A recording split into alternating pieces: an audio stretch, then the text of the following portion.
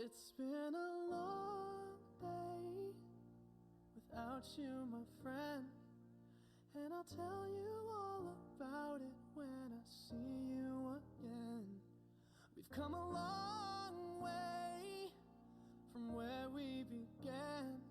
Oh, I'll tell you all about it when I see you again. When I see you again. Who knew? All the planes we flew, good things we've been through, that I'll be standing right here talking to you about another path. I know we love to hit the road and laugh, but something told me that it wouldn't last. Had to switch up, look at things different, see the bigger picture. Those were the days, hard work forever pays. Now I see you in a better place. How can we not talk about family when family's all that we got? Everything I would do, you were standing there by my side, and now you gon' be with me for the last ride. It's been a long day without you, my friend, and I'll tell you all about it when I see you again. We've come a long way from where we began.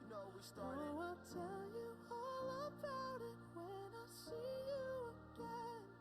When I see you again.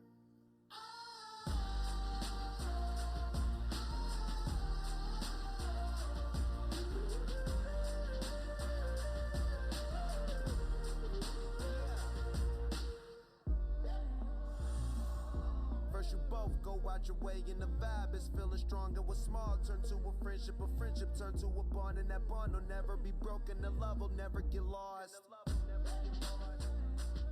And when brotherhood come first, then the line will never be crossed. Established it on our own when that line had to be drawn, and that line is what we reach. So remember me when I'm gone. How can we not talk about family when family's all that we got?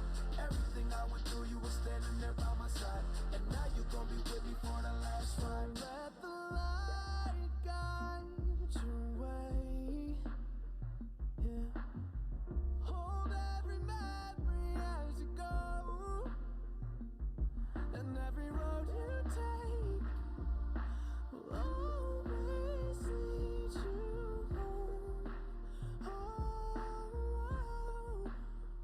it's been a long day without you, my friend, and I'll tell you all about it when I see you again. We've come a long way from where we began. Oh, I'll tell you all about it when I see you again. When I see you again.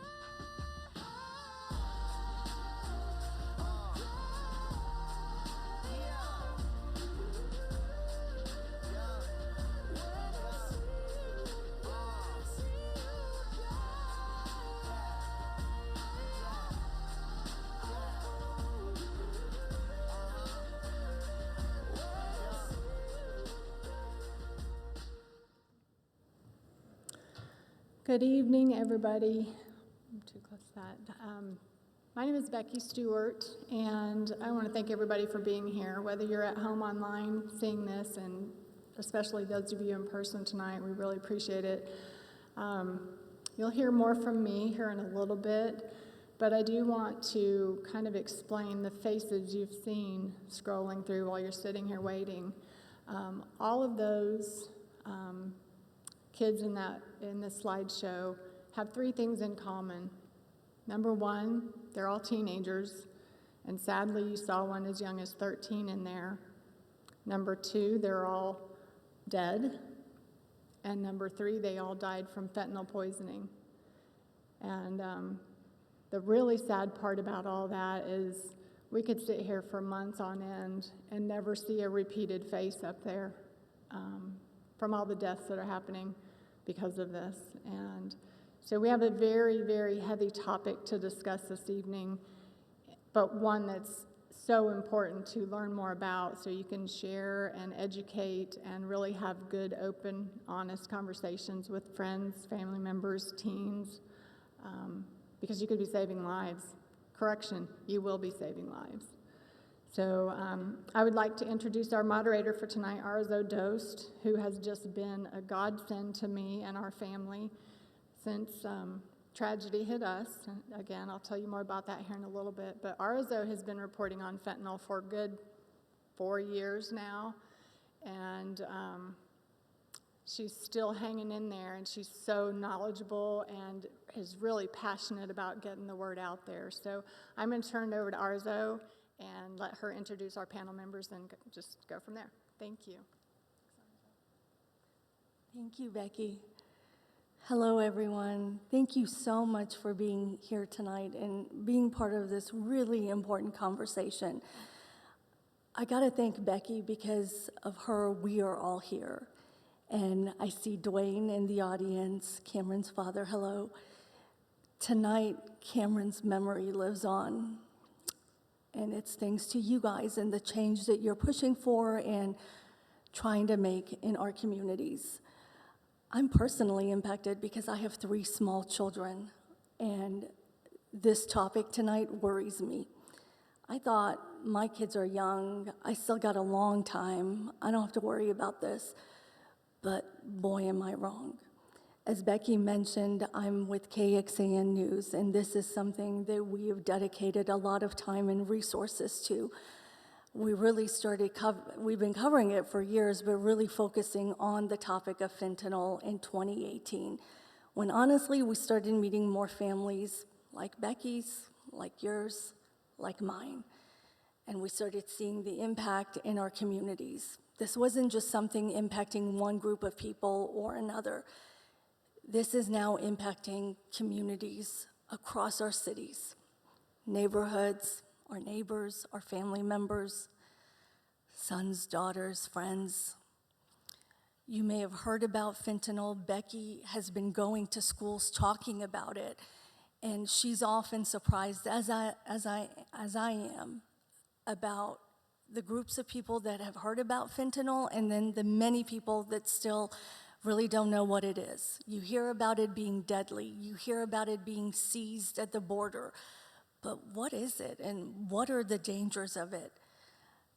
Fentanyl is a synthetic opioid that is up to 100 times stronger than morphine. Pharmaceutical fentanyl is prescribed to patients who are dealing with severe pain, who have had advanced stage, for instance, cancer. But it's the illegal fentanyl that worries many people that you see here tonight and across our communities. It's the legal fentanyl that's being pressed into pills people think who are buying Adderall, Oxycontin, Xanax. It's what's in those pills. And it really just takes one pill that can be so deadly. In our reporting, I can name a ton of stats that we found. We just wrapped up a series about fentanyl and solutions that are working in other states. And it's interesting to see how other states are tackling this problem. Texas is getting there. But the one statistic, the one thing that I keep going back to is that, and this is all according to the CDC, which gathers this kind of data regularly. The latest data from January of 2020 to now, deaths caused by fentanyl have not only increased quickly, but they're now more common than cocaine and heroin. That's gotta be alarming. Tonight, you're gonna hear a wide range of perspective, people who have personally been impacted by this, and they wanna make a difference, but they're giving you the power to make a difference as well. Before I introduce our first panelist, I wanna bring your attention to the phone number that's on the screen. If you are here tonight and you don't feel comfortable at the very end of our panel discussion asking any of the questions that you might have, please feel free to text it. We've got Dwayne down here who's monitoring the text messages, and anyone here will be happy to answer those questions for you. And then, of course, we'll welcome you to ask us any questions. We want you to be part of this solution that we're working towards. And with that, I want to go ahead and introduce our first panelist. Please meet Gina Gietti. supervisory special agent with the Drug Enforcement Administration, which has got an office here in Austin. Hi, Gina.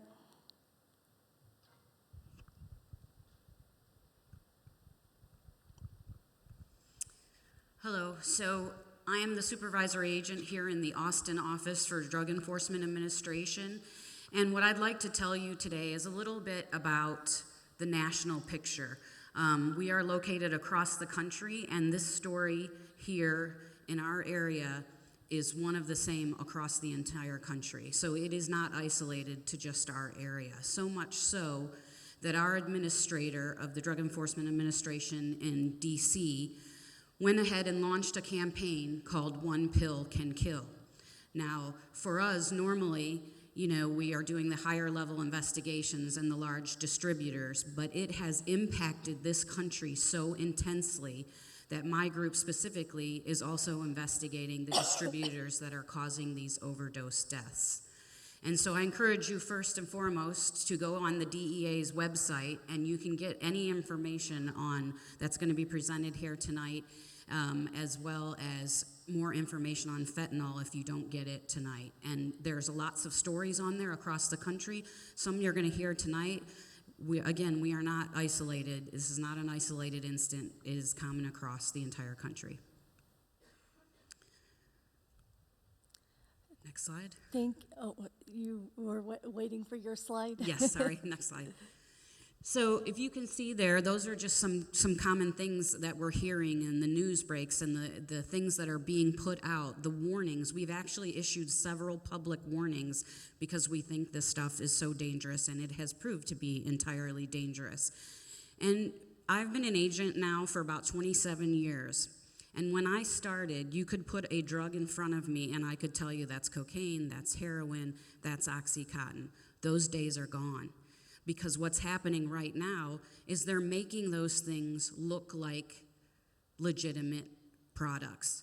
So the most important thing when I'm talking to students or to parents, that you never know what you're getting. Unless that prescription's coming out of a pharmacy and prescribed by your doctor, you have no idea.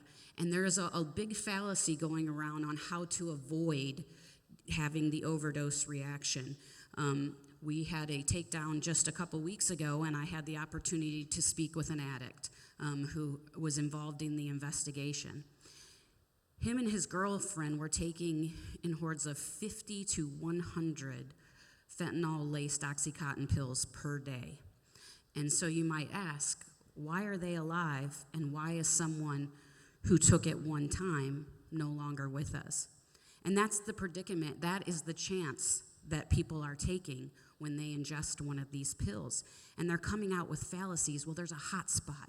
If you ingest it, or if you crush it up and snort it, or if you put it into your veins in a shot, then you're going to more likely have an overdose. So now, the most current thing that I've heard that's out there is what they're doing is trying to smoke it. They believe that if they're going to smoke the Oxycontin-laced fentanyl pills, that they're going to avoid those hot spots and overdoses, which is factually untrue. So that's the most important message that I wanted to get out today. Next slide. And this, again, it just reiterates that this is an issue across the country. And I will tell you that it is not just across the country. We're becoming more aware of it globally. In my last few years here in Austin, we actually worked a case where this stuff was coming out of China. So it is not just our Mexican border, it is China. We were able to work an investigation here where we went straight to the lab in China, and the Chinese authorities worked with us. So it is a global issue. The overdose deaths and the instances seem to be more common because the United States is the #1 consumer. So although it's coming from Mexico and China, the #1 consumer is here in the United States. Next slide. So this shows you that is a lethal dose. They're saying about 7 grains of salt is all it takes to cause an overdose death. And so that shows you the very, very, very small amount that it takes. Next slide. So A common question we get asked all the time is, how can I tell if a pill is actual or if it's counterfeit? And in my experience and seeing this stuff pretty much daily in our seizures, I can tell you that I cannot tell maybe 50% of the time. And the things that we look for is maybe the pill isn't pressed as hard. It's a little loose. Things come looser, or maybe the monogram in it or the trademark is a little less clear than it usually is. But to be completely honest with you, we don't know until that drug goes to our chemists. So the chemists have to do chemical breakdowns to tell us the exact percentages and what is in those counterfeit pills.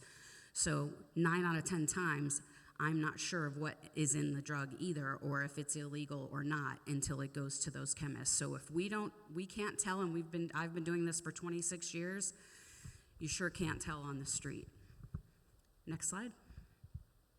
Again, there is some actual ones and some counterfeit ones, and you can see a little bit of the markings are off a little bit, but it is so slight.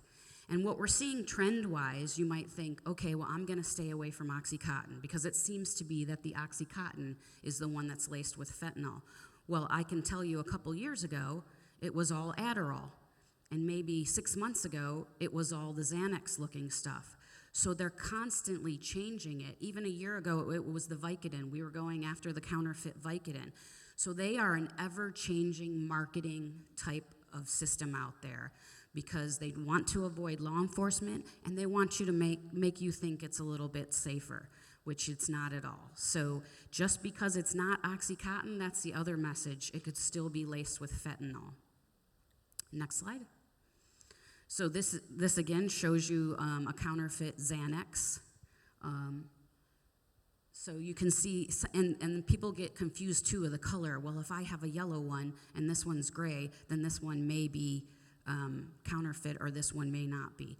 Well, in the legitimate world, the different makers, the different pharmaceutical companies may make them in a different color. So color is also, markings and color doesn't tell you you're getting an authentic substance. Next slide. This alone shows you how many counterfeit pills that we have seized, that it takes up an entire shelf in only one of our labs, and we have 8 labs across the country. I mean, this stuff is coming into our labs so much and so quickly that they are not able to analyze it in time for some of our court cases, because that's how much we are seizing. So much so that even in this Austin area, we've had to rely on the state and locals in their labs and DPS for getting analysis a little bit quicker, because we are so overwhelmed with our seizures. Next slide. And this is again, and I think it's going to be talked about a little bit more. So in the last 2 years, the bulk of the investigations that I've been involved in and my group has been involved in, it's all stemming from social media, and it's all stemming from the dark web. And the problem with this is for us, it's evidentially challenging, but also things have changed. I mean, you may never meet the person that mails you that drug that you get from Snapchat or GroupMe. So parents, and I know the kids aren't gonna wanna hear this, but you need to have access to your child's phone, and you need to go through those apps with them, because I have talked to so many parents who are seeing it. Other kids are sending Snapchats, and then it's getting around, and the parent has no idea, because like you know, a lot of those applications are encrypted. A lot of those applications, after the video is viewed, can disappear, and so you really have to be an active parent today. There is no more. It was funny because I looked at when I was giving these speeches a decade ago, it was like, hey parents, you better be checking the garbage in your child's room. You better be looking under their mattress. Now, unfortunately, it's sped up to social media. So we have to be up and going with our children and with what's going on in the world. Next slide. So I'm going to leave this one for Detective Miller.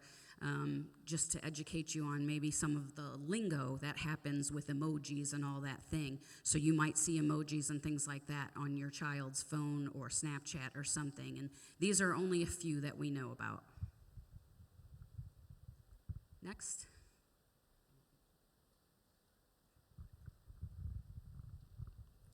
Thank you, Gina. This is actually a great transition to Sergeant Justin Miller. He's with Cedar Park's Police Department's Organized Crime Unit. He's going after the dealers, and he's made it his personal mission to get as many off our streets as possible. Hi, Sergeant Miller. So I started with Cedar Park in 2008, and for about the last 9 years, I've worked narcotics. And it's changed over the years, and kind of starting back to where my start in narcotics, we investigated all types of drugs, methamphetamine, cocaine, heroin, but pills, pharmaceuticals have always been on the table. They've always been something we've investigated because they've been widely abused. And about a little over 2 years ago now, we saw a new drug trend. But instead of seeing that on the streets from our patrol folks or, from different calls, we started responding to poisonings, and unfortunately where a lot of victims passed away from fentanyl poisoning. As the drug became more popular, we started seeing more and more dealers and seeing this trend becoming more popular than any drug that we've investigated, at least I have, over the last 9 years. So what I want to first kind of talk about is what these pills are, and Gina kind of touched on it, but the pills are not what you would get from Walgreens. Several years ago, that was a very common way of distribution. Is a drug dealer would either talk someone into selling their prescription or faking a prescription, and they'd get those from the pharmacy, and then they turn around and sell them. These days, pills are what we call pressed, and so instead of a pill that comes from a pharmacy, it's coming from someone's garage. It's coming from, a shop somewhere where someone has obtained the prints for these pills and been able to create them as if they had just come from a distributor or a pharmacy. The worst thing about it is, just like Gina said, you don't know what you're going to get, and the dosage amount, the dosage units, it's not as if you would take a Xanax and you build a immunity to it or a resistance to it. You can take one of these pills, you can take 10 of these pills, but one very well may have a what they call a hot load in it, and it proves fatal. So unfortunately, that's what brought this to our radar in Cedar Park, is the amount of poisonings and the amount of overdoses.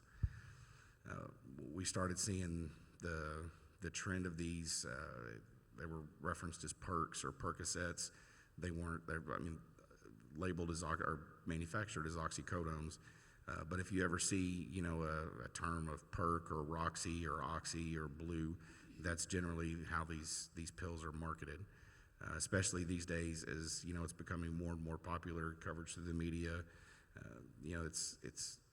They're having to change the way they do it. But one way they have changed, these drug dealers have turned to social media and everything from Facebook, Instagram, Snapchat, but then also Telegram, WhatsApp.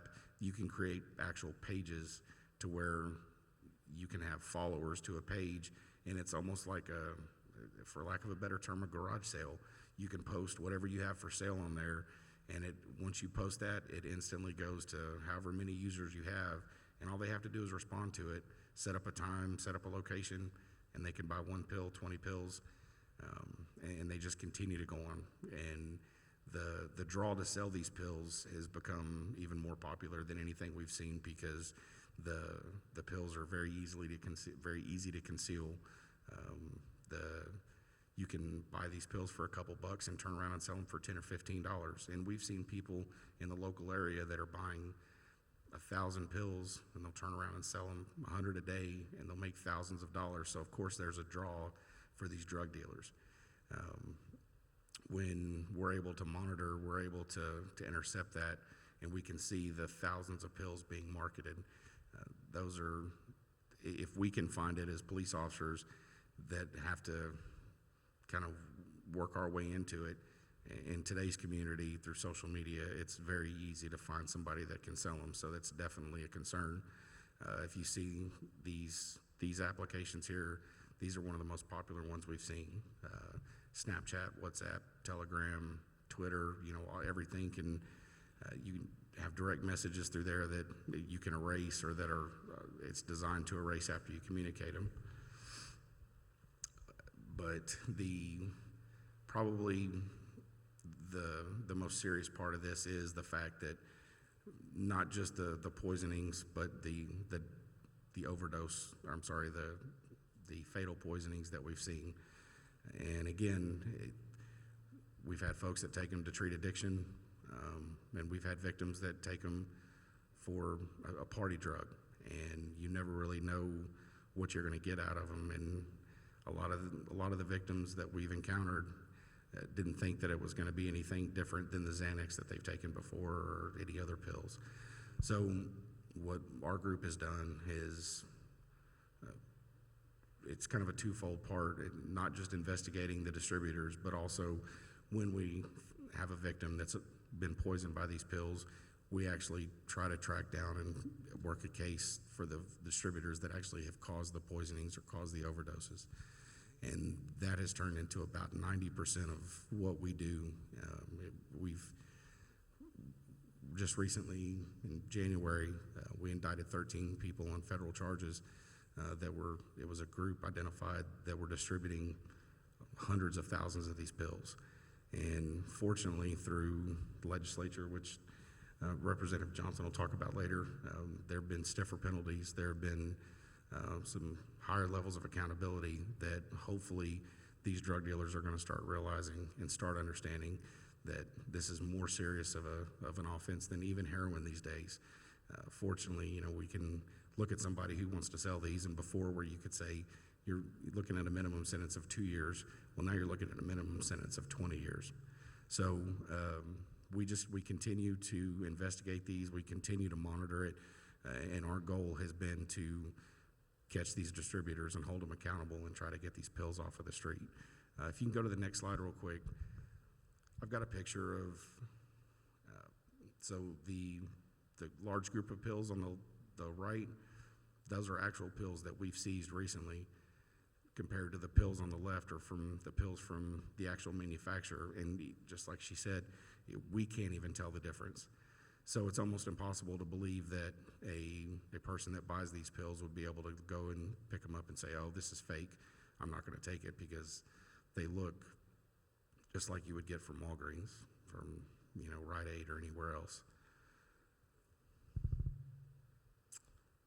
But when it comes down to our goals are to not only enforcement, but the education.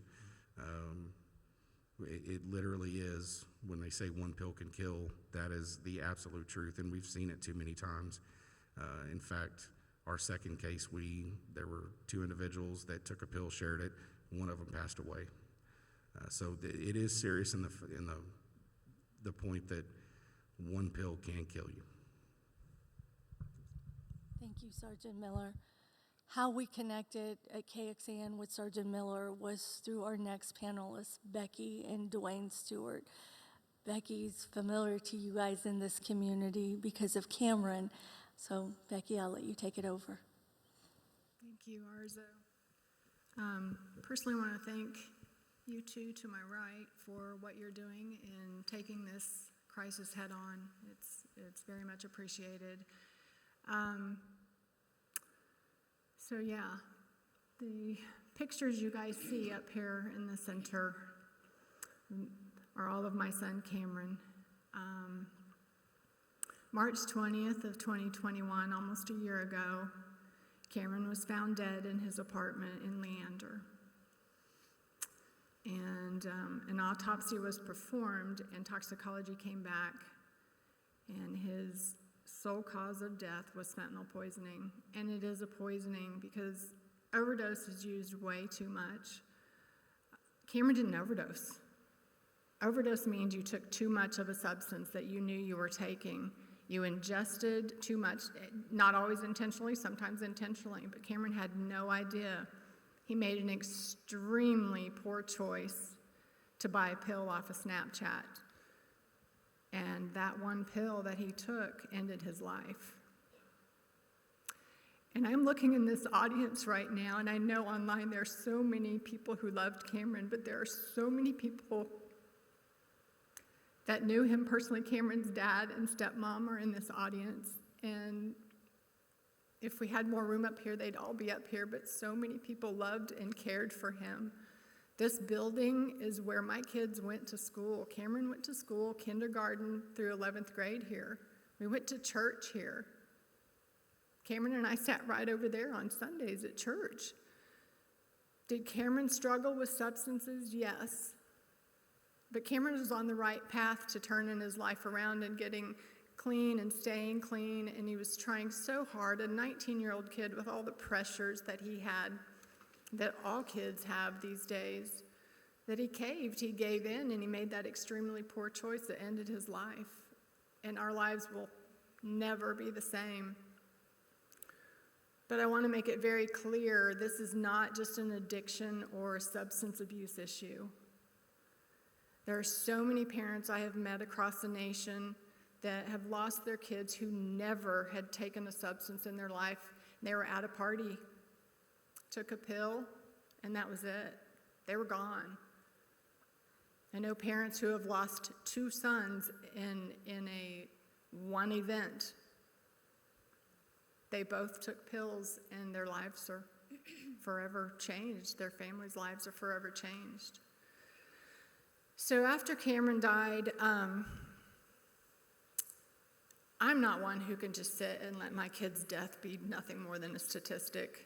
And it took a while, but I knew education was going to be where I needed to focus, because that's kind of tangible for me. I'm able to, that's low-hanging fruit for me.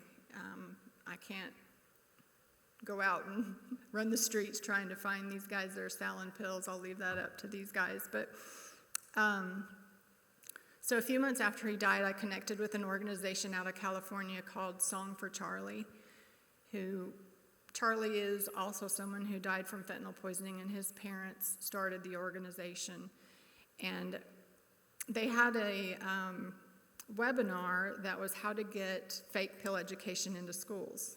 I didn't have anything better to do, so I thought, okay, I'll take this. Didn't know if that was really where I wanted to go, but that lit a fire under me, because I realized I could do that.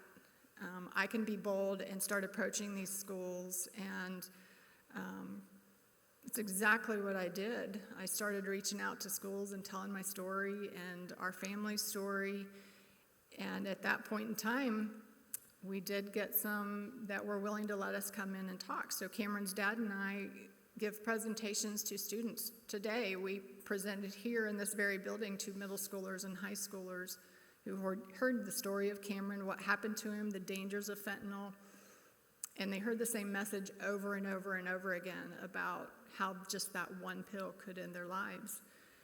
And but at one point in time, I felt the need to make it more personal, more Cameron, and that's why you see the Change for Cam, a Change for Cam up there, and that's kind of what our mission's name is going forward, because we feel like that's honoring to our son. And what students and families hear from our discussions, we hope they do leave and make a change for Cam and save lives, because what you're hearing tonight is literally going to save lives. And you'll never know that you're saving a life, because you could be keeping somebody from taking a pill that you'll never know they were actually going to take.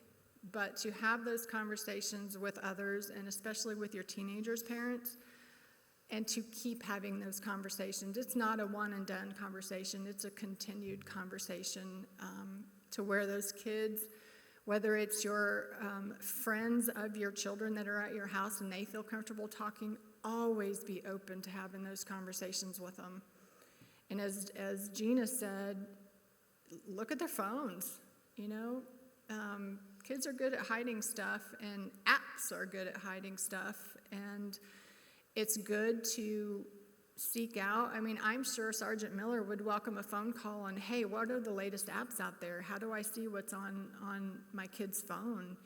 You know, find out. I didn't know what apps would hide things. I did check Cameron's phone, but he lived in an apartment on his own. He was technically an adult. He was 19, and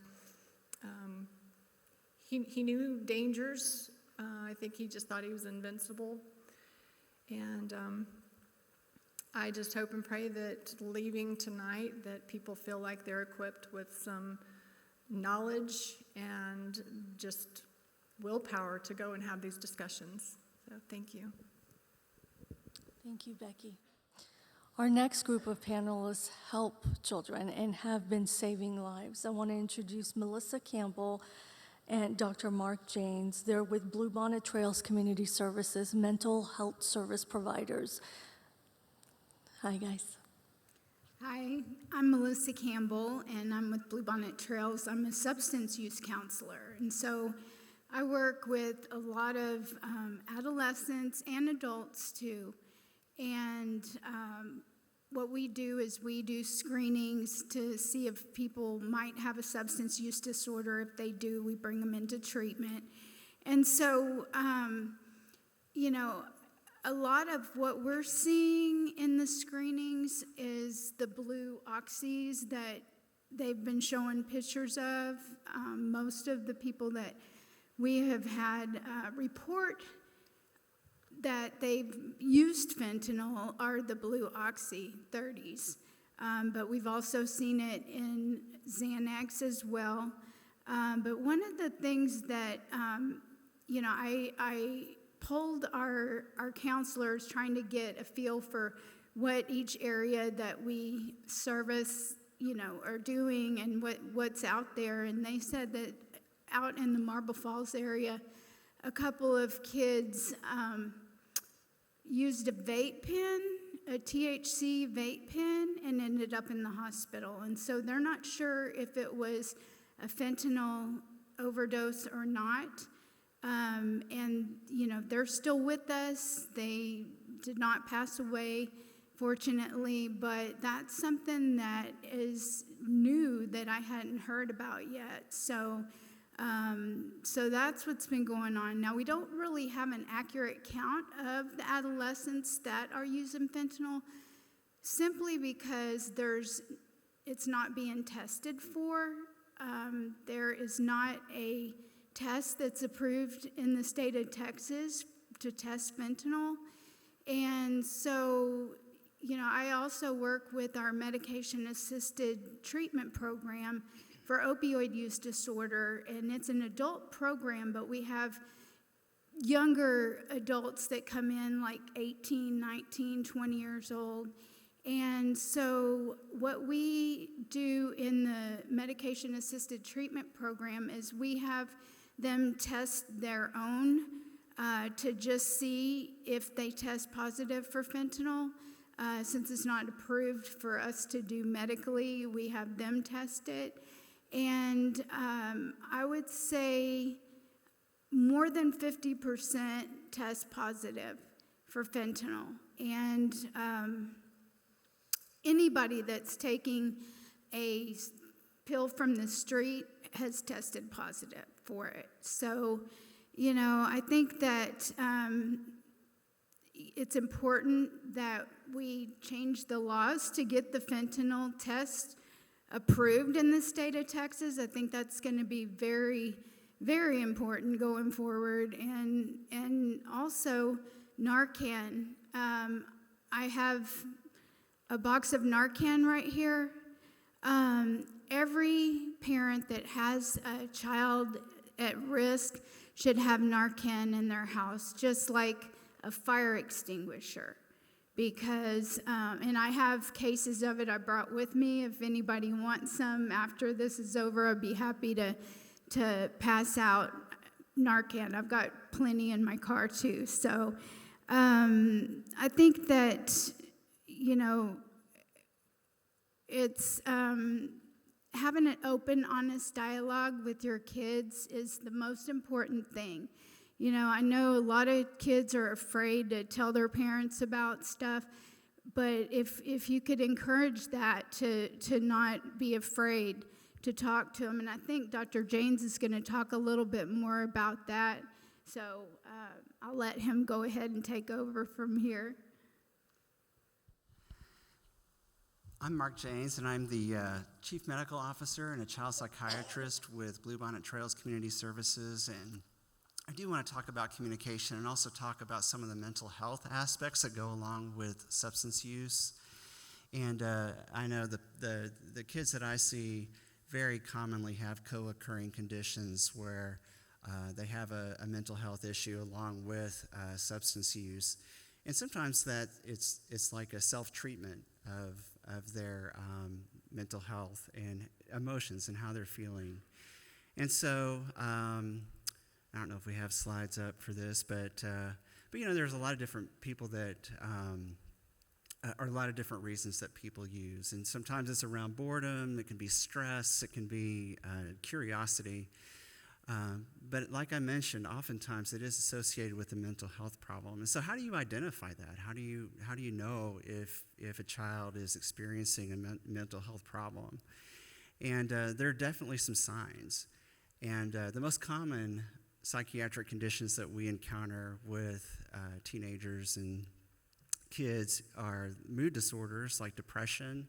And so often with depression, what you'll see and what kids may experience, obviously a change in mood, feeling sad, feeling really irritable, angry, withdrawn, losing interest in usual activities, grades going down, might have a lot of anxiety going with it too, you know, panic attacks, some avoidance, maybe avoidance of usual activities or school avoidance.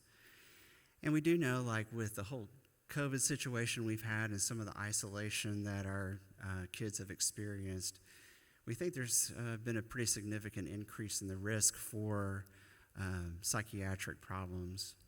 So this is a difficult time.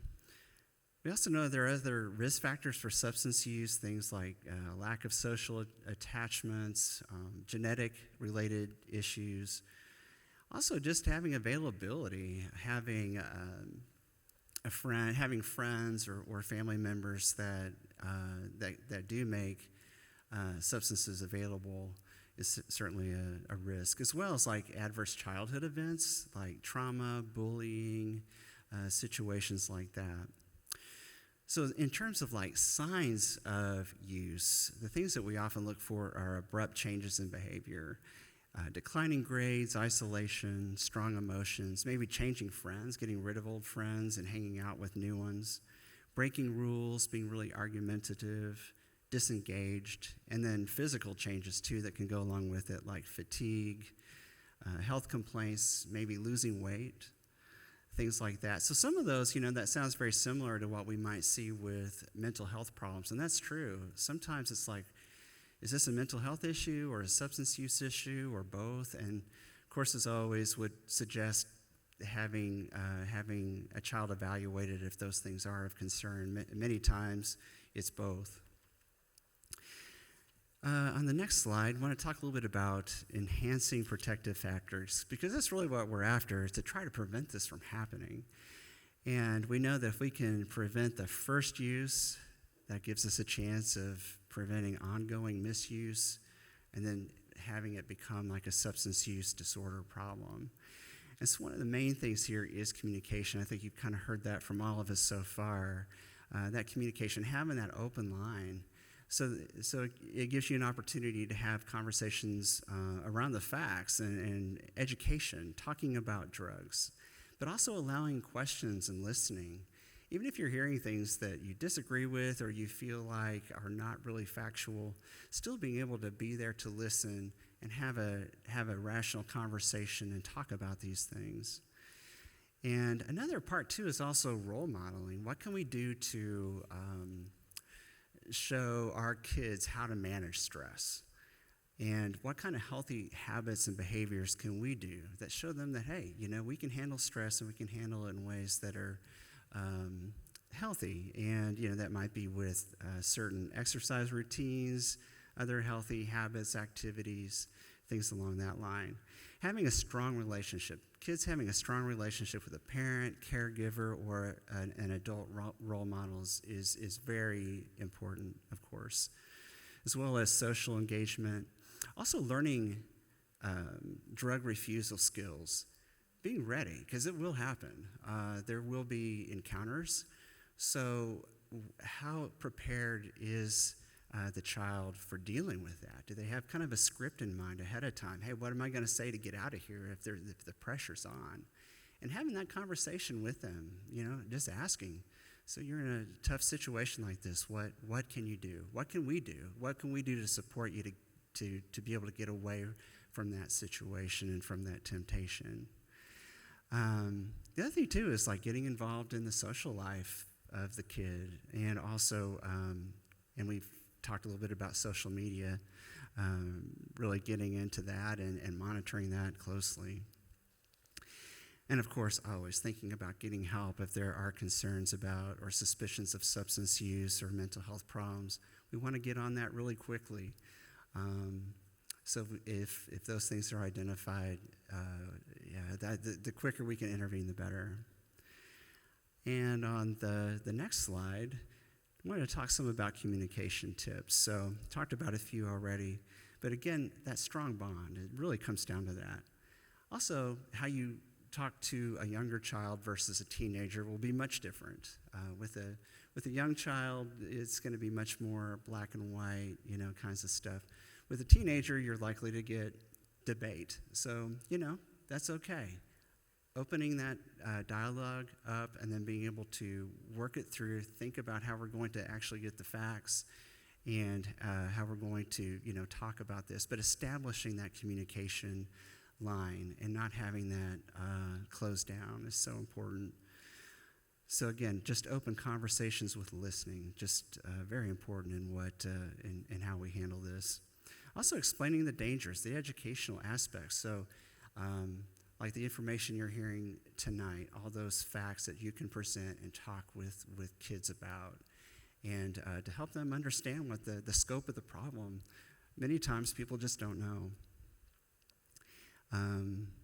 And again, it's just handling temptation. What kind of tools do we give our kids to be able to do that?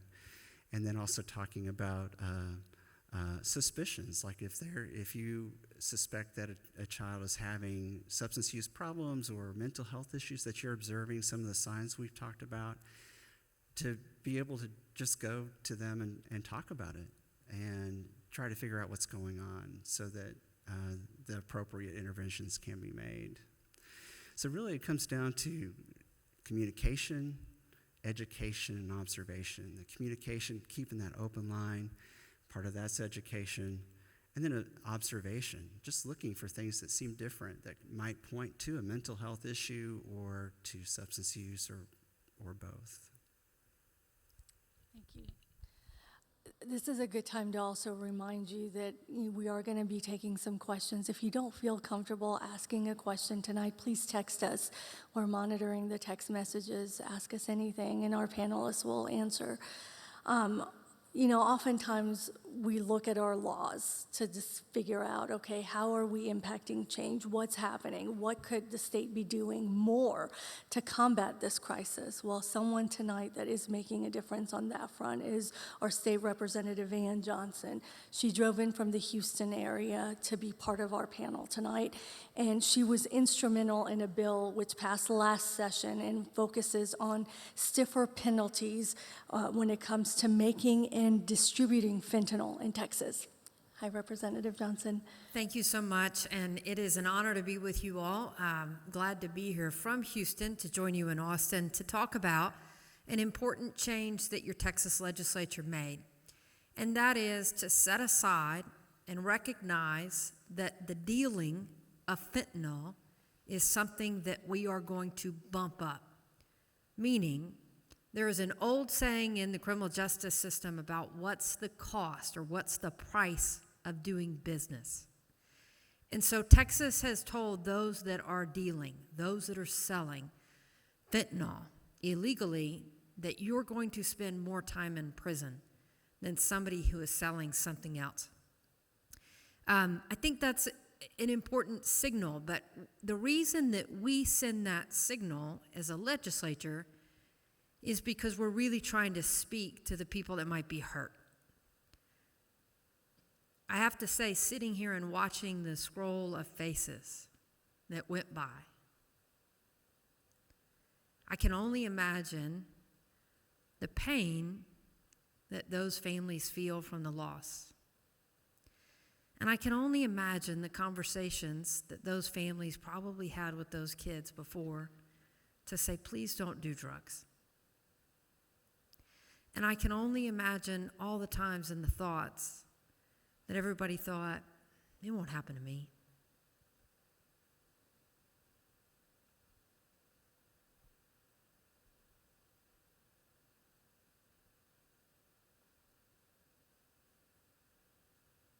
We'll never see those children. We won't see them graduate. We won't see them marry. We won't see them have children. And we won't see that because somebody could maybe make $30.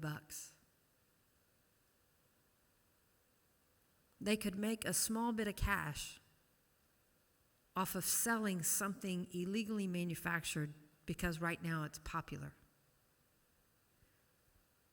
How many of y'all remember Lifesaver soda? Anybody? Nobody remembers Lifesaver soda. So Lifesaver soda is one of the biggest corporate flops. When they blind tasted it and they put it out and they had people drink it, people said, I really like this.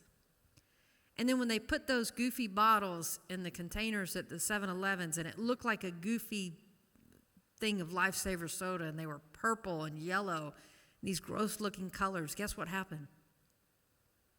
Nobody bought it. And that's why you've never heard of Lifesaver soda. And so the message that we really want to send is don't buy it. Now, my name is Ann Johnson, and I am proud to be one of your state reps, but one of the things I'm most proud about is I have done juvenile defense work. I represent kids in court where you get to talk to me privately, and I never tell your parents what you say. I get to stand in front of a judge, and I get to defend you, and I get to try to help you put your life back in order. I've also been your chief human trafficking prosecutor in Harris County. And what that means is I've sat down with hundreds of thousands of kids who have been victims.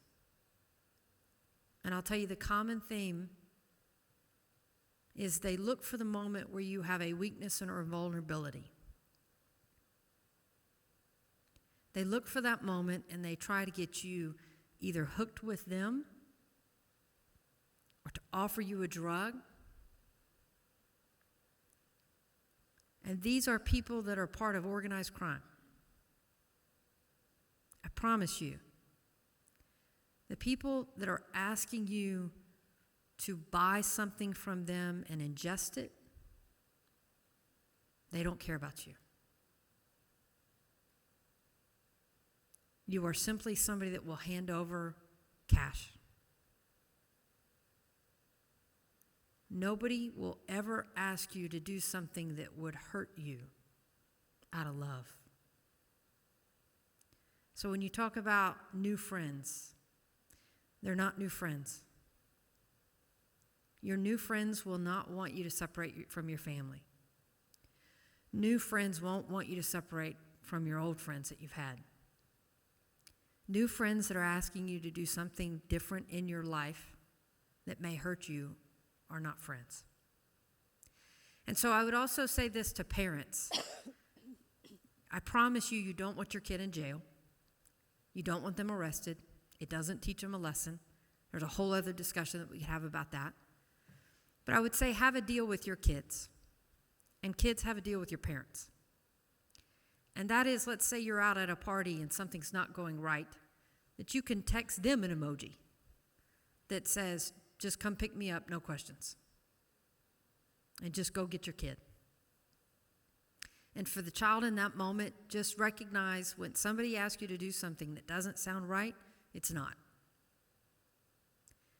And these law enforcement officers are telling you there's a reason that they have this phrase, one pill can kill. Because it could be that one pill, because the people that are selling it and manufacturing it, they're not a pharmacist and a doctor with a prescription. They're not calculating the dose that's in it. They're not asking you your height and your weight.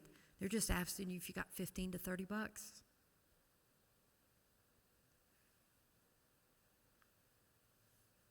It is not worth the risk. And it is why we are trying to send a message and change the laws to tell these people we don't want them taking advantage of you.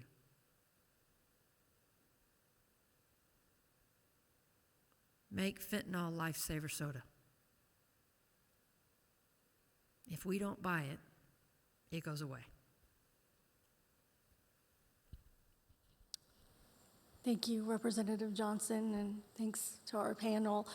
We're going to put up a slide with some contact information, and please, if tonight's not the night you want to ask a question or have a conversation, reach out to us. I do want to open it up to any questions in the audience, and if you want, you can also text your questions. We're going to have some folks walking around with microphones. If anyone wants to ask a question, don't be shy.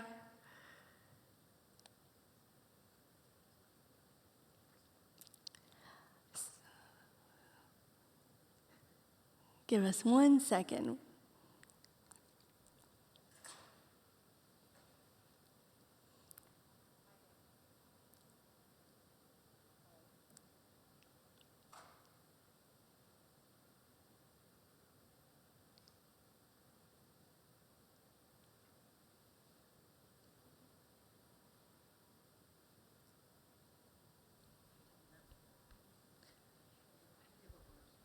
Can I give you this one? Hello? I've got a question while we're working through that. This is from an online person for Representative Johnson. Is Texas doing too much reactive work? Border seizures, criminal penalties, but what more can Texas do to stop the drug before it gets to that point? I'm sorry, could you ask that again? I missed the beginning. No worries. Is Texas doing too much reactive work? Border seizures, criminal penalties, but what more can Texas do to stop the drug before it gets to that point? So the question was, are we being more reactive, and what can we do to be proactive, I think. And so you're right, we are reacting. And we are reacting, and we have increased the punishment range on the sale of fentanyl because 57% of overdoses are because of this drug. Either because it's a tablet that you think you're getting a prescription fentanyl, or they're lacing other drugs that, again, you're not getting at your CVS, your Walgreens out of a packaging, but you're getting from somebody that has a little plastic baggie in their book bag or out at the mall or wherever else and saying, hey, buy 1 or 2 of these things, take it, and it'll make you feel better. So yes, are we reacting? We are reacting because there is a crisis around fentanyl at the moment. But what do we do to be proactive? And again, I think that comes back to what you're hearing of a group discussion here. Mental health. In my experience, when I've seen kids, many times people will reach out because peer pressure.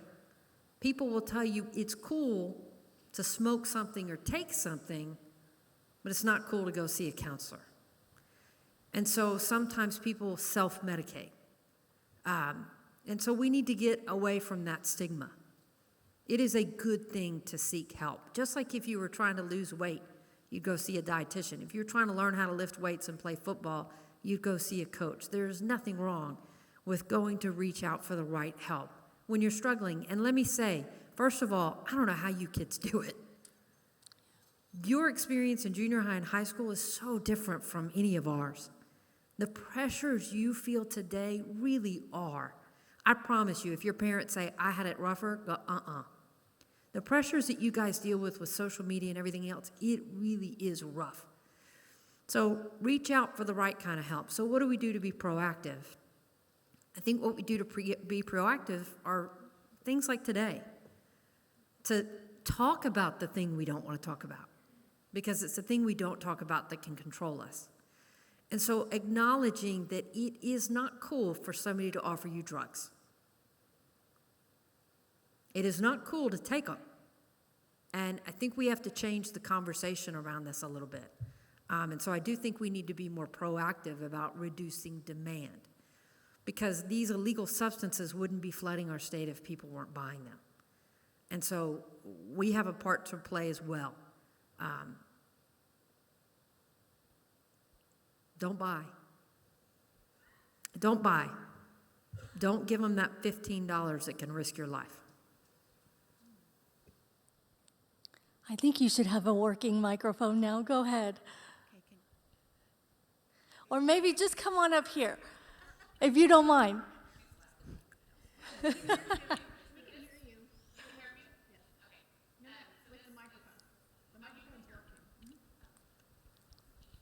I'm sorry. Okay, you can hear me now. Okay. This question is probably for Becky. What is the best way to get you into the public schools? For instance, Leander ISD, would you go through the shack? Would you go through the healthy lifestyles or the PTA? Like, what is the best way to get you in to get a presentation going? Ask me. That's all. I have reached out to Leander ISD, and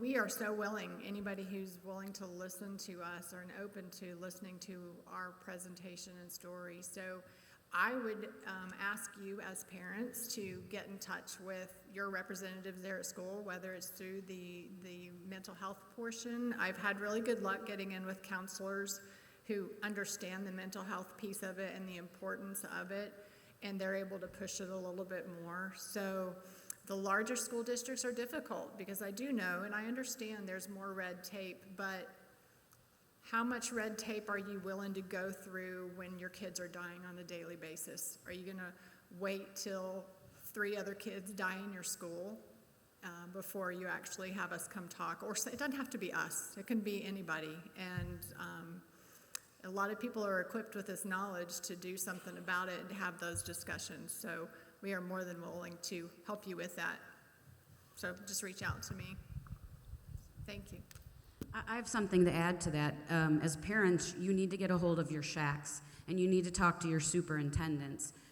If you don't know, DEA comes to schools on a regular basis during Red Ribbon Week. But I will tell you from personal experience that I know that I might not get through to students on my story because I'm in a law enforcement. So I have went to schools, and I have access to recovering addicts and people like that I have offered to bring in the schools, and the schools don't want it. So you need to start demanding that kind of stuff. Gina, what is SHAST?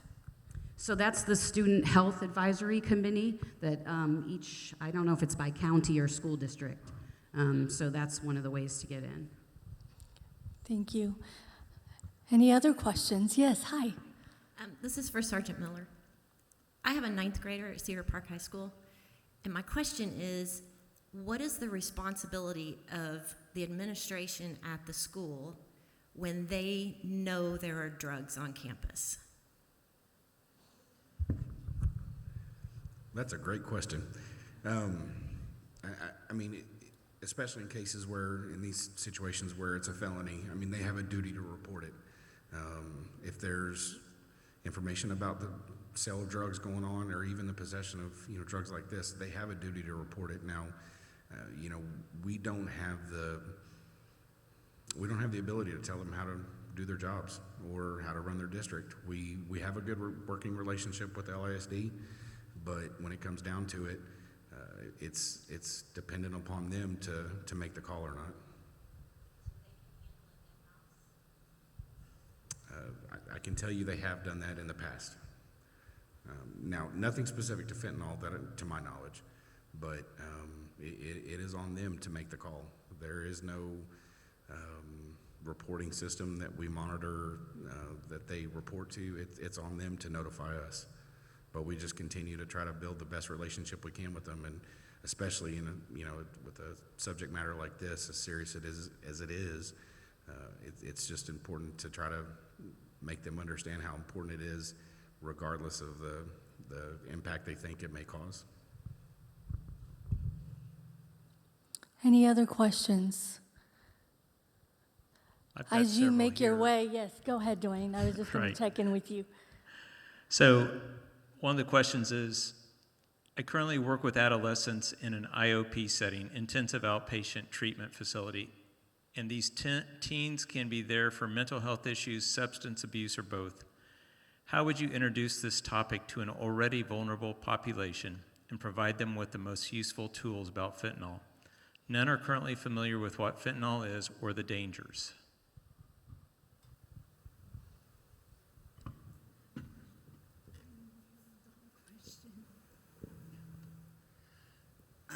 Yeah, I think this is a great question as far as how to get that kind of education there. I think it's super important, obviously. I think the first thing that comes to mind is just being super intentional about it. Let's get some information in, bring some people in, give some brochures out. Trying to think what else could really get it done. But I think but the main point is about the education aspects of it, and for kids to understand that they don't know what they're getting, and it's very true that one pill can kill, and that's the message we're bringing tonight, and I think the message that we need to make sure our kids that are in services are getting as well. Yes, go ahead. Hello. Okay. Hi. Can you guys hear me? Yes. My 19-year-old son died 5 months ago from a fentanyl overdose, and my question is more kind of elaborating with Bluebonnet. Can you address and talk about the addiction component of it? Because we know how much stronger it is than heroin or cocaine, and how addictive it is, and that was our experience in the very little bit of time that he had used. It was just, it was so intense, and that I've talked to addicts now, and just to understand that craving that they feel in their head. I think for children it's really important to know this, because our son was, like him, an awesome boy that just really, I think that kids really need to understand how addictive in one time can make you hooked. Yes, it's very, very addictive. And, the thing about it is we don't know what it's in, right? Because now it's in everything. It's in, even vape pens. And so when someone tries something that they think is very, innocent, as THC, or something that's not as hard of a drug as heroin, they're not really realizing, what they're getting themselves into, because the opiate addiction is so strong, and it creates, a physical addiction. And so, where you get sick if you don't have it. And so we have at Bluebonnet a medication-assisted treatment program, and also an intensive outpatient program. So we are giving education on overdose prevention, and education on all of the different types of drugs and what the symptoms are, what the withdrawal symptoms are like, because the withdrawal symptoms are really extreme. And so I did bring some brochures for our outpatient program and MAT program. So if anybody is interested in taking home some of those flyers, I'd be happy to leave those with you after this is done. So thank you. Yes, we have another question. Oh, sorry. Yes, Sergeant Miller. Just from my experience and talking to a lot of addicts that I've worked with, a lot of users that I've worked with, the way they've described it and what creates that addiction is the first time they try it, and generally it's in a party setting, a recreational setting, is they're chasing that high, that first high they get from the first time they use it.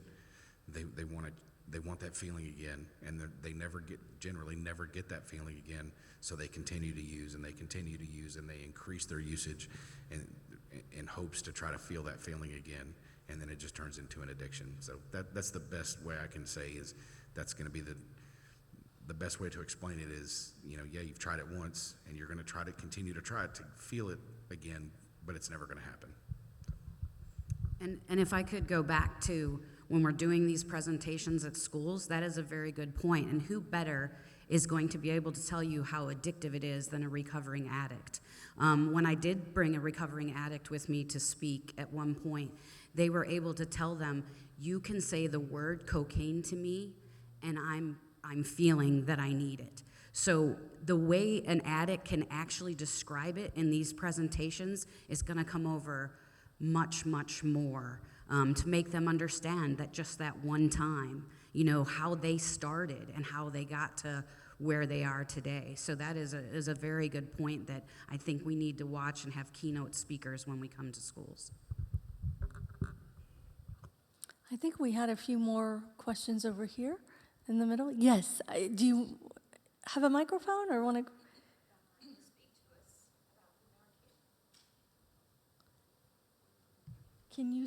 The question was, can you speak to us about Narcan?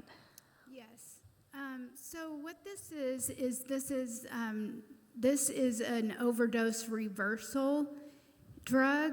So in this box, there's 2 cartridges, and this particular type of Narcan can be administered nasally. And so if you suspect that someone is having an overdose, if you have this handy, you can just put it, right up to the nose, and just, they don't have to sniff it in or anything like that. If you just squeeze it, it'll go in and it'll reverse an opioid overdose. So one of the things that they're finding is with fentanyl, it's so much stronger that it doesn't you don't just need 1, sometimes 2, sometimes 3. And I've heard of, talked to paramedics that have used up to 5 before. Oops, thank you.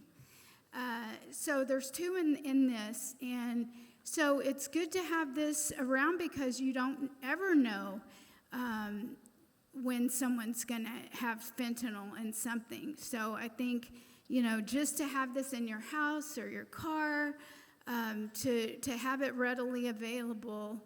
I have some in my car that I keep in my car, just in case I even see someone at the store that falls on the floor having an overdose. So it's all the police officers carry it, all the paramedics carry it. We have it at all of our clinics. I have it, like I said, in my car. I want to give it to everybody. So. And Melissa, tell us, if you can, if tonight's not a place where you want to pick one up, where can people get it? You can go online. It's free. Yes, you can. There's a website called morenarcanplease.com, I think is what it's called. And if you just get online, Google it, you can order it free from a lot of different places. They also sell it at the pharmacies too, like Walmart, Walgreens, CVS, all of those have them too, but you can access it free online. If you go through online, it usually takes about 2 to 3 weeks to get it.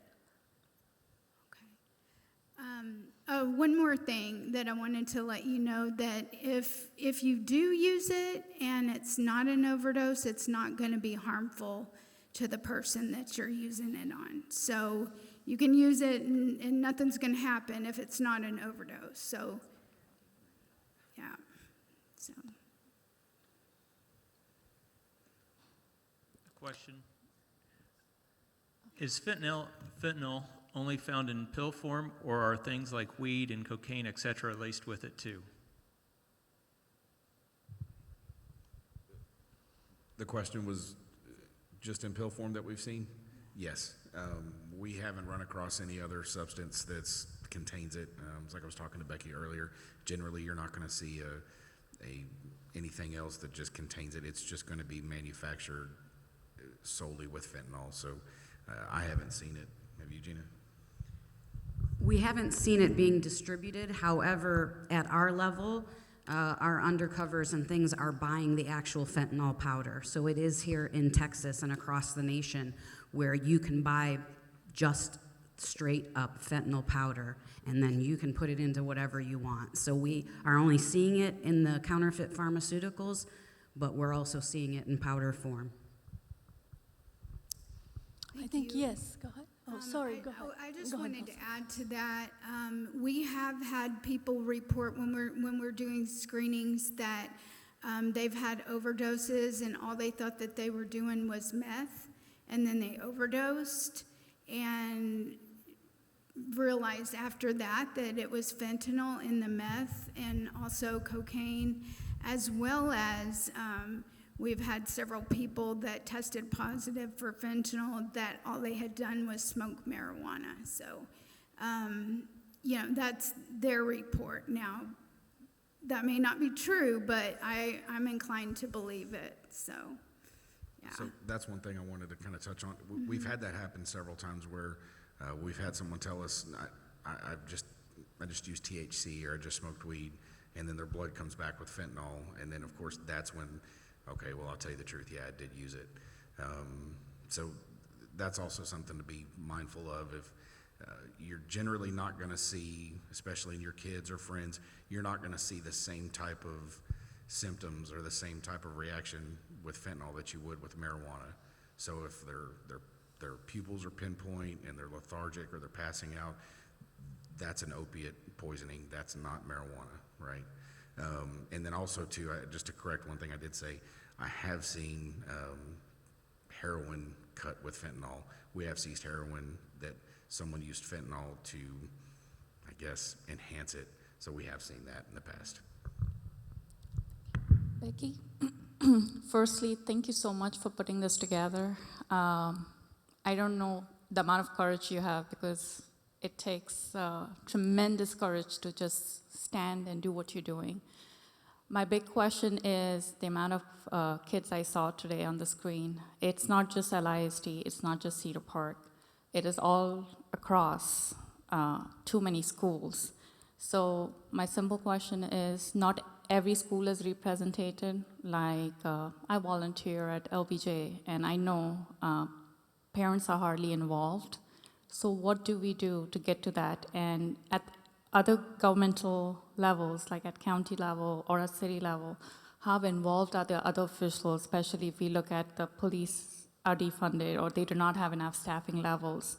So it's a wide range of questions I'm asking, but I'm trying to see how we can get to more kids and have the awareness. So I heard a representative say it, that there are fines and stricter punishments, but there is nothing to, deterrence is after the event has happened, but what can we do to propel this in the right direction is what I'm heading to.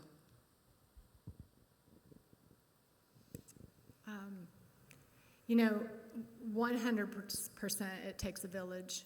And everyone here in this room, if each one of you talked to an official at your school, or even a county official, or at the state level, and just started those dialogues of how can we get this conversation happening. And there's one demographic that I want to make sure we don't lose track of, and that's homeschool kids as well.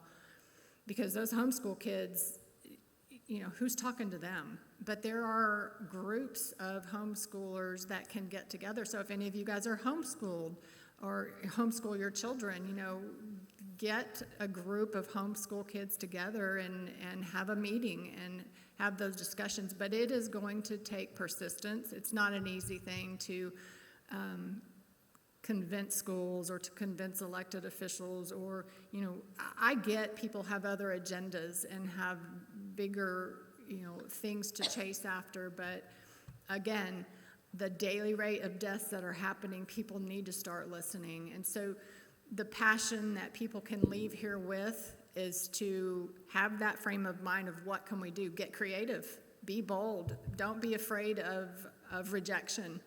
And that's where I got to. If I can go through losing my child and go through that pain and turn that pain into passion to share this with others, then I'm not afraid of rejection. I used to be.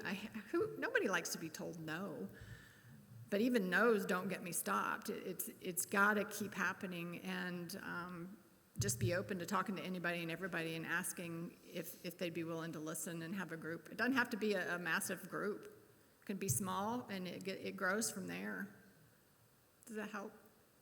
Kind of. I was just trying to see if you had reached out to any city officials or at a county level, at the state level, to just reach a broader audience.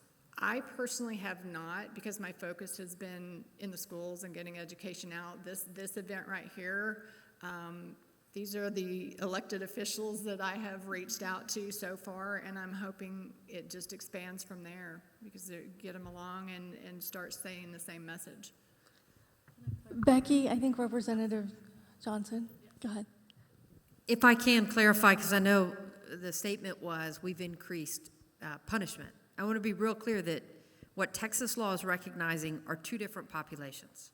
One is addiction. One is personal use. If you have a pill on you and you are an addict, the law is keeping you at a range where the goal is to help you get rehabilitation, treatment, and to not be in the criminal justice system. So we have kept that there, right, in recognizing that the addict needs to be treated in one way and given the opportunity to get out of this situation. The increased punishments are on those people that are delivering. And let me tell you something about dealers. Dealers that are making the profit, they don't use, because they don't use their own product because they know the harm that it causes, right? We're talking about punishing those people that are pushing and peddling and selling this stuff that puts you in a position of being an addict. And so, I just want to clarify that, because if you are an addict, reach out for help. There are lots of avenues, whether it's treatment or within the law, that recognizes the distinction on addiction. Thank you. Thank you. And I can add to that real quick. DEA actually created a curriculum that is available to all school districts that brings it into the actual curriculum in a health class. So I challenge you to tell your schools it's called Operation Prevention, and we provide that curriculum for free. But also another thing that we are doing is we do partner, like we partner with coalitions. For example, I partner with Williamson County's coalition, Life Steps on Drug and Alcohol Abuse, and so we do events together with them on different levels. We are starting to approach a time where we're going to be wrapping up. We are going to take a few more questions, and I know we've gotten a lot of questions texted to us. Thank you so much. We will answer those questions, but it might be in another format. So while we have a few more minutes, let's go ahead to the audience. I think we had, yes, ma'am, over there. Or Dwayne, I'm so sorry. Go ahead, Dwayne. All right. Full disclosure, I'm the father of Cameron Stewart, so I'm very passionate about this as well. And I guess this is more for the representative. I think the latest numbers we have is over 100,000 people in this country died from drug deaths the last calendar year. That has never happened in the history of this country, and from what I understand, the vast majority of these it's because of fentanyl, because drug overdose deaths have been pretty linear throughout the decades in this country, and they've been pretty good at predicting that year to year. So it's fentanyl, and the vast majority of this stuff is coming over the southern border. So my question is, I understand that we're being reactive, and that's what I think as well. When are we going to really get serious about our southern border? Because I understand that we're the consumers, and that's why they bring it over. But if it does not make it here, we cannot consume it. What do we have to wait for 200,000 or 500,000, or do we have to wait for maybe some politicians' children to die of this? God forbid. I would never want that to happen. But I'm just wondering when we're really, really going to get serious about this stuff coming into this country and killing our kids. Thank you. Thank you, and thank you, Dwight and Becky, one, for sharing your experience. You all did not have to create this moment of public awareness through your loss. And I think it speaks volumes about your strength and your love for your son, that you are making sure that what has happened to him provides an opportunity that you may save somebody else's child.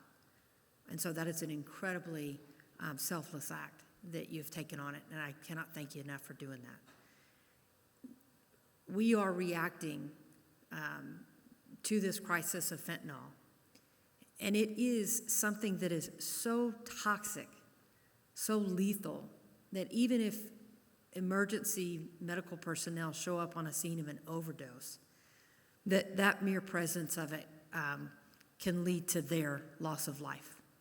And so it is a substance like we have not seen.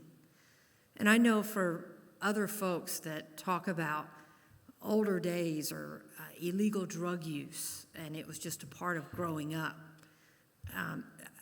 I think these officers can tell you, you would not recognize the drugs that are being exposed to these kids, whether it's any form. The old days of thinking about smoking a joint, that doesn't exist today. These kids are not getting that experience. What's being offered to them is absolutely lethal. And so we do have to refocus our demand side and ensuring that people are not condoning the idea that illegal drug use is something that we can do. We absolutely, I'll tell you from this last session, there was almost $3 billion that was sent to try to deal with issues around the border. And so, again, I don't know that, I mean, that's $3 billion, right? I hope that we can have a very honest and genuine conversation about the complexities of not only the crisis that's happening around the border or humanitarian issues, and the manner in which we resolve it. And so I would love to stay in touch with you and continue to engage with you, as I know other people would, about the complexities. And I can tell you this is my promise. This is a tough discussion. And the more that we can have an honest discussion about how hard this is, and the challenges that you face, and the challenges that our students face in school, it's a complex and comprehensive problem to solve. Like what these kids are going through with mental health crisis in school, that's part of the solution to ensuring that they're not accepting that pill that's getting offered to them. And so I would love to stay in touch with you about all these issues. I know we have a few more questions. Are we okay? Okay. Go ahead. Yes, ma'am.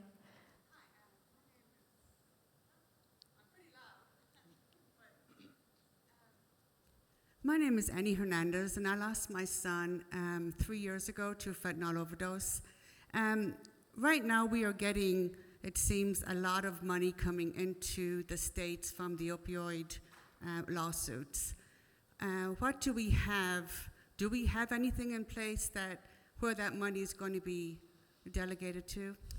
That's a great question, and yes, there has been a massive litigation nationwide around the opioid crisis, and part of that is legitimate pharmaceutical sales where people were addicted by wrongful means, right? So you may have people that were addicted through a process where it was legitimately manufactured, but somebody was at risk, right, when they could have used other means. And then, of course, you have illegal manufacturing of opioids that are leading. And so I don't believe that lawsuit has been finalized, but the goal of that litigation and a significant amount of the funds that are coming in are meant to compensate for the harm that's been done through the opioid crisis throughout the community. And so when you look at this issue, it puts a significant strain on all of our public resources, including law enforcement, what they go through, hospital systems, and what they go through. And so you're right. You bring up a really good point. It is not just illegal manufacturing of opioids and synthetics, but it is also those that were legally manufactured and people were addicted to. And so, again, that you bring up the complexities of this challenge and the fact that it is hitting us from all angles. Thank you, Annie. Nice to meet you finally. Annie's been very active in the awareness campaign, so if you have a minute, please go talk to her. As we're starting to wrap it up, we're going to be around, so please come up and talk to any of us. The panelists will be here for a little bit longer. I know Dwayne has been monitoring text questions, and we have not forgotten about those. We are going to answer those questions, and if you have additional questions, just go look for Change for CAM, and either post your questions to Facebook or through the Facebook page or the website. Becky, do you want to provide any other details where we can answer those questions? Sure, you can also email achangeforcam@gmail.com. And we do have a website, achangeforcam.org, and you are more than welcome to reach out that way, or I know a lot of you here, so if you have questions, obviously, text me or call me. But yeah, just send an email, and we'll, if I can't help you, I will certainly find someone that can. Find me at KXAN and send it to me, and I'll get it to one of these guys. And please come and ask any questions that you may have if we didn't get to you, and the text questions we will get to. Thank you guys so much for being here and being part of this important and crucial discussion. And of course, thank you to our panelists. Oh, I'm so sorry. I'm so sorry. That's okay, no worries.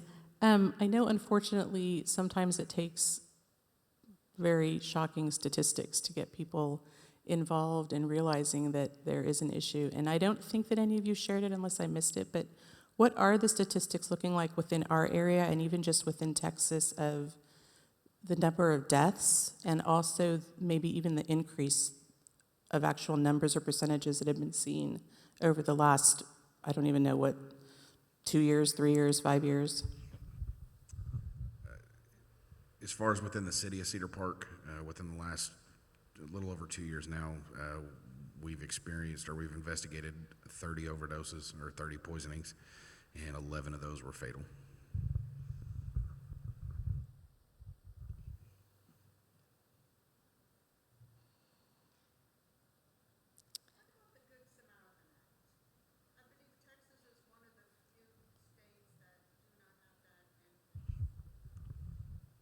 So we do. If you're referring to reporting a poisoning, so we do. That was actually, was it this last session? I believe it was this last legislative session that was enacted, but if you are in fact a victim of a poisoning and you report it and you have, there's an amount to it. I believe if it's less than a gram of the controlled substance on you, then you can't be charged with it. Also, if you were a witness to it, in the same sense, you're not going to be charged. So there is some type of that law that was put into place during the last session. I was trying to look up some specific data because we did just report on this, and I'll get with you on the data. Anybody else have any questions? Yes, ma'am.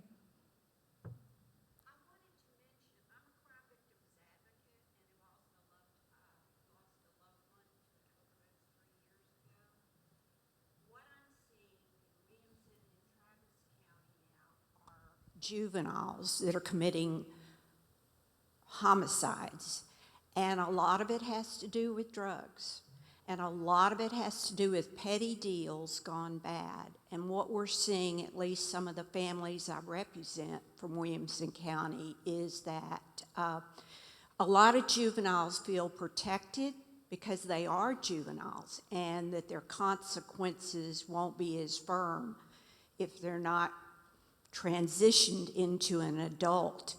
And I feel like a lot of this has to do with the drug issues that are going on. I know in Travis County, it's about every week that we have a homicide, and so many go back to it has to do with drugs. It's sad, and I'm dealing with a lot of people that are losing loved ones to this as a result of the increase of drug use. One of the things I do with Williamson County is that I present to the Williamson County Juvenile Facility and make a presentation 4 times a year and talk to the kids. I call them kids in training before they become the real criminal. It's kind of outpatient for the kids I work with. They have to be present with their parents. It's like a probation. I present information about empathy, and I am also a victim of violent crime twice within my family. So that is another piece that I can add. And I also know in Travis County, I did presentations at Garner Betts. Now that's capturing a lot of kids that might not be captured in school settings, because these are the kids that may not even make it out of high school. And I know that there are ways to get in to do these panels as a suggestion. Another thing I wanted to mention is that I have an overdose group that's run through the Christie Center, and we have free services. And this group is twice a month on a Tuesday evening, and I have people from all over the United States who attend it. People from West Virginia and all the areas that really have been affected by loss due to addiction, just using a pill, not using a pill. It's a group of amazing people that come because with any kind of use, there's a history. A lot of families have gone through years of trying to deal with this. And then finally they get that knock on the door or they get that phone call. So I notice for these parents, it's heroin, fentanyl. The majority of the loss right now is heroin, fentanyl. And I have people as young as probably, we've had people 16, 15, all the way up to 50s. So this is a real issue, and I know that I would like to get into the school systems in Austin, but it's tough because of COVID and other issues, but also I did work with treatment centers, grief, loss, and addiction. That's another big one. Kids lose people in their lives, and they feel like they want to go and numb. And a lot of people that are in treatment centers also have seen friends, family die from this. So it's a huge platform. It's multi-layered, but I think like tonight, it's the beginning. It's a presentation. It's awareness. And the more that we do this, the more that we can begin to deal with this major issue on levels of local all the way up to national. But we got to be aware. We're kind of late with all this. You know, up north, it's like communities have been wiped out, populations in schools, and now we're finally beginning to acknowledge that there's so many people now that are dying. So that's my comments. I wanted to share real quick, since you brought up the numbers and statistics, our most recent data shows that from 2019 to 2020, and keep in mind it's a little behind, there were 658 synthetic opioid deaths due to fentanyl in Texas. Last year, that number more than doubled to 1,482. It keeps going up by great amounts. And this is not even updated to this year. We'll get those numbers, but if that's any indication, and the fact that Cedar Park keeps seeing an increase, that's one community within our area. Thank you guys so much. Please come up, ask anything if we didn't get to your question. And again, those text questions, we will get to you either tonight or by tomorrow. Thank you guys so much.